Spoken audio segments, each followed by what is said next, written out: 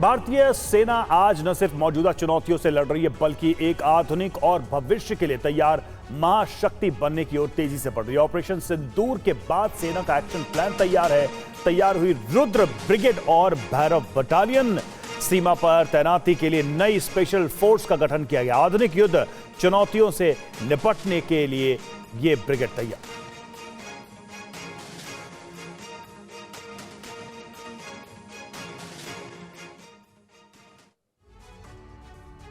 तो हर तरह की चुनौतियों से निपटने के लिए अब यह ब्रिगेड तैयार है। आधुनिक युद्ध की चुनौतियां अलग होती हैं और इसी तरह से इस ब्रिगेड को तैयार भी किया गया। तो दुश्मनों का काल रुद्र और भैरव ब्रिगेड। टेंशन में चीन पाकिस्तान।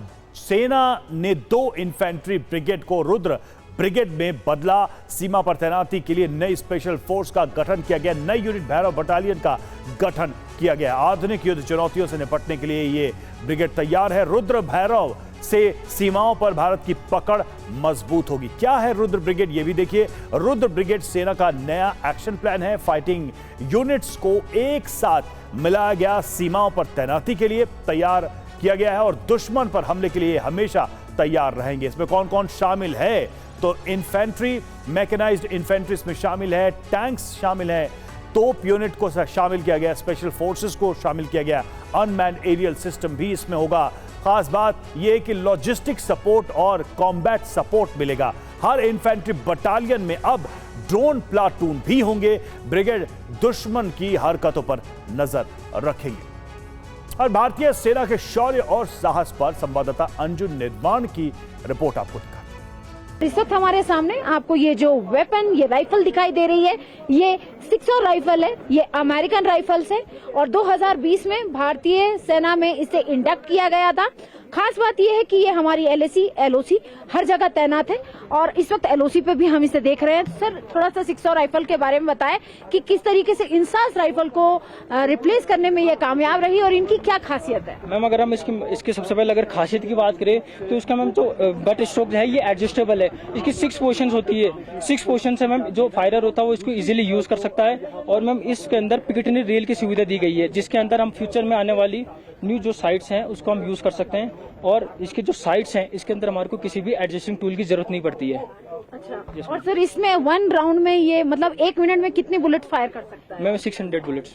600 बुलेट्स और 600 बुलेट्स और कितनी फायरिंग करने पे मतलब ये जो इसका बैरल है गर्म नहीं होता है? मैम 15,000 बुलेट्स में 15,000 बुलेट नॉन स्टॉप अगर हम फायर करते रहे तो देखिए हम आपको यहाँ पर 600 राइफल दिखा रहे हैं। 600 राइफल जो कि एक अमेरिकन गन है और खास बात यह है कि 2020 में ये हमारी भारतीय सेना के लिए इंडक्ट की गई थी। लगातार इनका इस्तेमाल हमारे LOC पे किया जा रहा है और खास बात यह है कि इंसास को इन राइफल्स के जरिए रिप्लेस किया जा रहा है। तो भारतीय सेना लगातार अपग्रेड हो रही है और उसकी जीती जागती मिसाल ये राइफल्स भी हैं जिनका इस्तेमाल इस वक्त यहाँ पर आप LOC पर भी देख सकते हैं। तो दुश्मन का काल, रुद्र और भैरव ब्रिगेड। क्या है भैरव बटालियन? सेना की नई खतरनाक यूनिट है। सबसे तेज और घातक यूनिट है। ये स्पेशल फोर्सेस की तरह काम करेगी। भैरव बटालियन की खासियत क्या है? हल्के और खतरनाक हथियार से लैस है। पहाड़ों जंगलों में आसानी से चलने में सक्षम है। MP5 सब मशीन गन और स्वदेशी ड्रोन बम से लैस है। रात या कोहरे में दुश्मन पर हमला करने की ट्रेनिंग इनको दी गई है। खास बात यह है कि दुश्मन की सप्लाई लाइन तोड़ सकती है ब्रिगेड। दुश्मन के ठिकानों को तबाह करने में भी सक्षम है। और भारतीय सेना की आर्टिलरी शक्ति आज दुनिया में अपनी पहचान बना चुकी है। भारतीय आर्टिलरी के आगे दुश्मन थर थर कांपता है। ऐसे ही दुश्मनों पर आग बरसाने वाली धनुष पर TV9 संवाददाता अंजुन निर्वाण की ये रिपोर्ट देखिए। तो आप ठीक हमारे पीछे ये जो हथियार देख रहे हैं ये धनुष गन है। धनुष जो कि बोफोर्स की तरह ही बनाई गई है। इसमें करीब 80% जो सामान लगा हुआ है वो स्वदेशी है। भारत के जबलपुर में इसे बनाया गया है।